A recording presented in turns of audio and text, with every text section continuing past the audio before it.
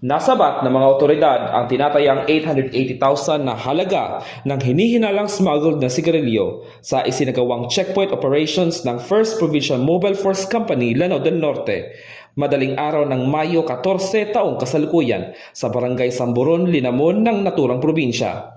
Kinilala ang mga sangkot na sina alias Johyber at alias Oma, kapwa residente ng poblasyon Linamon, Lanao del Norte. Katuwang ang Maritime Police Station, Provincial Intelligence Unit ng Lanao del Norte Police Provincial Office, 10th Maneuvering Company ng RMFB-10 at Linamon Municipal Police Station. Pinahinto ng mga otoridad ang dalawang badya o bao-bao na may kargang mga kahon ng hinihinalang smuggled cigarettes na nakalagay sa likurang bahagi ng mga sasakyan. Nang hingian ng kaukulang dokumento, nabigo umano ang dalawang driver na magpakita ng legal na papeles para sa mga kargamento.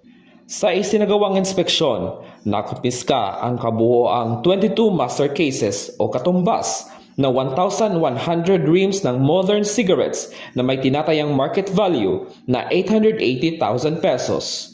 Dinala ang mga nakumpiskang sigarilyo at mga sasakyan sa kustodiya ng 1st Provincial Mobile Force Company habang hinihintay ang turnover nito sa Bureau of Customs para sa kaukulang disposisyon.